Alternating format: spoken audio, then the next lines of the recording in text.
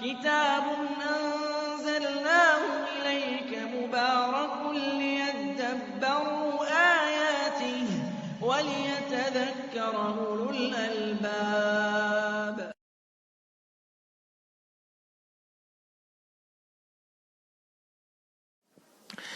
Contoh misalnya, infak. Dulu pernah kita bahas, karena dia berasal dari kata nafiqah, waktu kita bahas munafikun, masih ingat mungkin, karena artinya adalah lubang tikus. Karena tikus selalu memiliki dua lubang, lubang tempat masuk dan lubang tempat keluar. Kenapa disebut munafik? Karena dia bermuka dua, karena ada dua lubangnya. Infak juga demikian. Filosofi di balik kata infak adalah kita memasukkan di lubang tempat masuk karena kita meyakini dia akan keluar di lubang satunya, yaitu di akhirat. Pertanyaan saya sekarang, kalau orang berinfak di dunia dan keluarnya di dunia, ngapain butuh iman? Saya sangat yakin kalau memang setiap kita infak, balasannya itu dikasihkan di dunia, dan itu terjadinya pasti, tidak hanya orang Islam yang akan melakukan. Orang paling ateis pun akan paling giat melakukan infak. Kenapa? Karena rewardnya didapat di dunia. Infak itu memang mestinya balasannya di akhirat. Karena kalimatnya saja menunjukkan begitu kita ngasih di satu tempat ini, keluarnya nanti balasannya. Yang semua bagian dari manfaat dari infak yang kita dapatkan di dunia, bagi saya itu bukan balasan dari Allah SWT. Dia side effect saja, bonus saja. Misalnya infak menghindarkan bala, infak memudahkan rizki, infak itu kan side effect sebenarnya, bukan balasannya. Ini sama seperti orang deposito lah. Orang deposito maunya keluar uangnya kapan? Nanti setelah pensiun katakanlah. Kalau Anda deposito dikeluarin hari ini deposito besok dikasihkan, tidak mau kita. Enggak, saya nanti.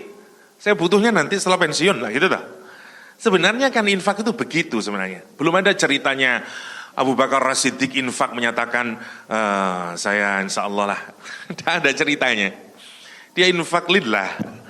Dia infak lillah. Bahkan tidak mengharapkan balasannya di dunia. Sebagaimana Al-Quran menyatakan bahkan tidak mengharapkan jazaan wala syukura, kata Al-Quranul Karim. Bukan tidak benar, bukan tidak boleh, boleh saja. Cuman maksud saya, ini contoh daripada kesadaran Bismillahirrahmanirrahim yang tidak sampai. Karena mestinya ketika orang menyatakan Bismillah dalam seluruh aktivitasnya, kesadaran pertamanya adalah goal saya Allah. Saya melakukan apapun untuk Allah Subhanahu wa ta'ala. Bayangin kalau ini menjadi motivasi kita, motivasi guru, motivasi anak, motivasi murid. Ya Allah, betapa indahnya hidup ini. Kalau semuanya arahnya ke sana, yang pertama.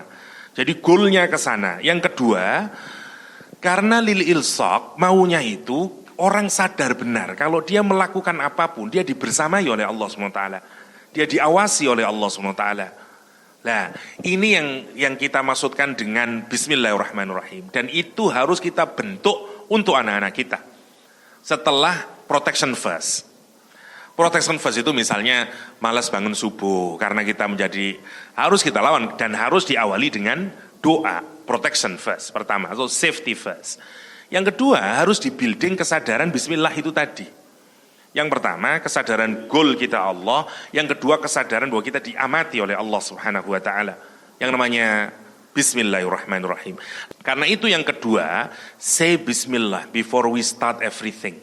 Dan itu harus ditanam kepada anak dengan makna itu. Goal kamu Allah, setting very goal sekarang, jadi jelas goalnya kemana. Jadi kita mengarahkan ke sana. Orang sekarang menyebut sebagai spiritual quotient lah atau apalah. Tapi jelas kalau sekolah mau diantarkan terus, ujungnya itu adalah keridhaan Allah Subhanahu wa ta'ala. Ujungnya itu ke sana, ke nilai yang jauh lebih tinggi. Ke nilai yang jauh lebih tinggi yang nilai-nilai itu bisa kita rujukkan kepada Allah Subhanahu wa ta'ala. Dan kesadaran untuk ditemanin bersama Allah Subhanahu wa ta'ala. Yang ketiga, maknanya kalau diletakkan di akhir, ya Bismillah, aku melakukan ini. Selain itu menjadi tujuan, ya bahwa sekarang tujuannya destinasinya Allah. Terus dia sadar benar bahwa setiap dia melakukan tindakan dia dibersamai oleh Allah SWT. Efek yang ketiga adalah kalau kita menjadikan Allah sebagai tujuan, bahwa seluruh amal itu untuk Allah SWT, maka orang cenderung untuk melakukan yang paling terbaik. Karena kualitas amal itu ditentukan kepada siapa hendak kita rujukkan, hendak kita hadiahkan perbuatan tersebut. Itu yang harus ditanamkan baik kepada guru dan kepada anak, bahwa semua yang kita lakukan itu ke sana.